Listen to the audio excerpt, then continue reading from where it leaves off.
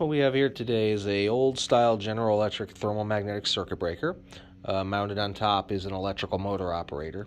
So some of these molded case breakers that need to be electrically operated, the motors themselves can't be mounted inside the cover, inside the case. So what they've done is they designed sort of these modules that fit on top of the breaker. So as long as your panel or your cabinet has enough room, you could potentially add an electric operator to one of these old GE breakers. So what we've got, the breaker is actually a TJK 636F000. So that's the frame catalog number. It has a 500 amp trip in it, which is sort of irrelevant to this video.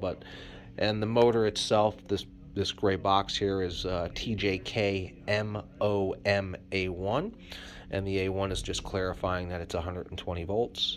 So I've got a little suicide cord rigged up coming out of the wall. We've got the molded case breaker, and we've got the motor operator. The motor operator is locked down. So if I wanted to operate this or turn it on, what I'd have to do is move one of my wires here. Okay, so if I go ahead and hit the power, you see the motor operator turns on, and the breaker is now in the on position. Go ahead and relatch that, and again, I'll show a little more how that actually works with the latching, but the latching is just lifting this bar here up, and these little hinges right here are engaging with the pin here, and there's another one on this side over here. Okay. So you notice the flag is in the on position. So if I go ahead and change my wire back over from yellow to red, I go ahead and fire that. It turns into the off position. So I've got this just mounted with a couple of screws and some nuts underneath here to hold it tight to the breaker, because you want to make sure it's fastened well.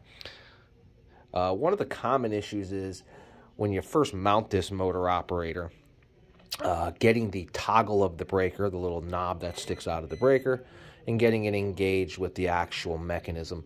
So what you'll notice when I engage it this time, it's probably going to be a little harder to disengage the motor. You can see it pops up right away. And why that is, okay, so when we talk about a circuit breaker and it's on, we obviously have its off position, on position, and then they have a trip position. So when it actually sees a fault and clears a fault, it probably falls back to about right here, 2/3 of the way down. And then it needs to be pressed into what we call the extreme off position. So when it's in the off position, there's still a little bit more it could go back. Like that little bit, okay? That little bit is what we call the extreme off position. So when we go to re-engage the motor assembly, the handle needs to land right in here, okay?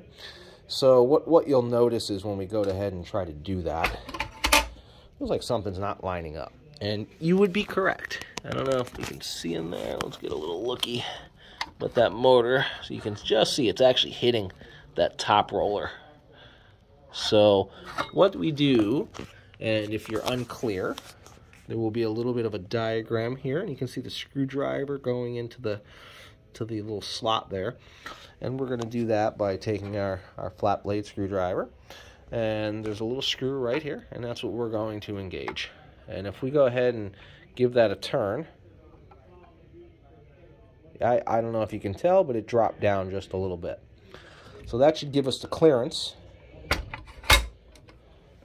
that we need to close this thing. Okay, so the first time you set this up, you may have to go ahead and do some fiddling on that screw, get it to drop down so that the handle can engage. Once you get it engaged, sometimes in some cases you'll know the sticker might be slightly off. Sometimes this is partially sticking out, half of the off, or the lettering is up here high. But once you cycle it once or twice on and off, it all lines back up and everything stays where it needs to be. So if for some reason when mounting this you're having some issues getting it aligned, you'll want to go ahead and turn that screw just enough to get it to close, and then from there you're in good shape. So the wiring for this is pretty straightforward. The ground, obviously, the green is obviously a ground that would be connected to somewhere in the metal frame. The common of the motor. It's a 2-winding style motor, so we have a common, and then we have an off, which would be red, and an on, which would be yellow. And again, any of that questioning that can be found inside the diagram right here. You can see that right there. So we're gauging with the black common, the red off, and the yellow on. And again, green is grounded somewhere in the metal enclosure. So we've gone ahead and showed you how to wire and install a TJK, General Electric motor operator.